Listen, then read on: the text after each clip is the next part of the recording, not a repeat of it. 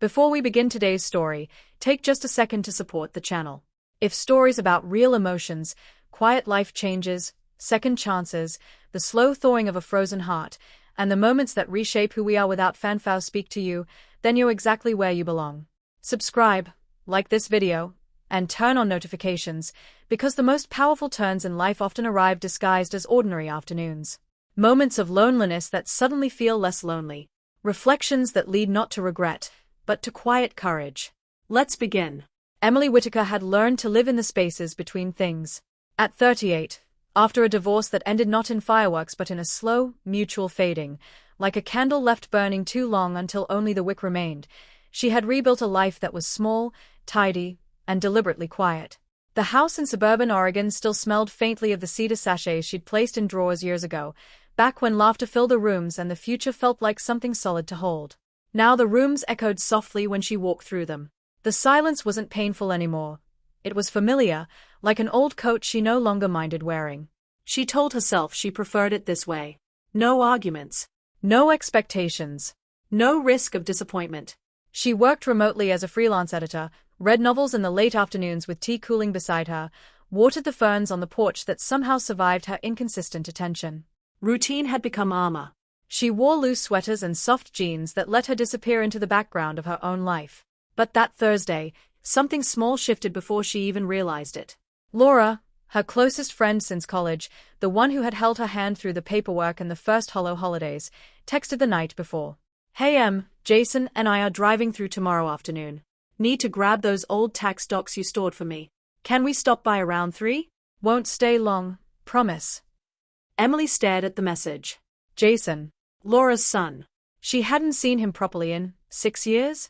He had been 18 then, gangly, quiet, always buried in books or his guitar. Polite, distant in that teenage way. Now 24, he was, what? A man. She felt a flicker of something unfamiliar. Curiosity, perhaps. Or simply the novelty of company that wasn't routine. She replied, "Of course. Looking forward to seeing you both." The next day, she woke earlier than usual. Sunlight slanted through the kitchen blinds in pale gold bars. She stood at the closet longer than necessary, fingers trailing over hangers. Her hand paused on a navy blue skirt she'd bought on impulse 2 years ago, knee-length, slightly fitted, the kind of thing she never wore because who would notice? Today, she pulled it out. Paired it with a crisp white blouse that hugged her shoulders just enough to remind her she still had a shape beneath the armor. She looked in the mirror. Cheeks flushed. Not from embarrassment, from recognition. She looked present. Seen, even if only by herself. She brushed her hair until it caught the light, dabbed a touch of soft rose lipstick she hadn't used in months. In the kitchen, she squeezed fresh lemons for lemonade, the sharp citrus scent cutting through the house like a promise. She arranged shortbread cookies on a plate, simple, but thoughtful. When the doorbell rang at 3:05, her heart gave a small, unexpected jump. Laura swept in first, all warmth and quick hugs. God, it's been forever.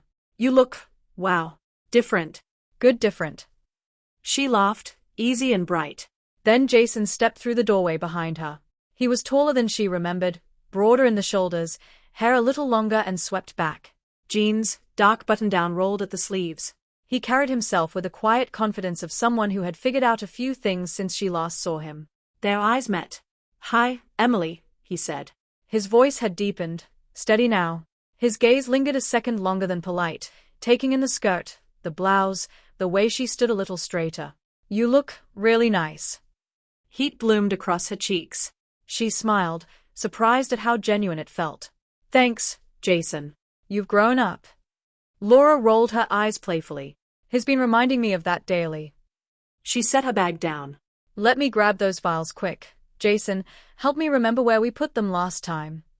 They moved to the small office nook.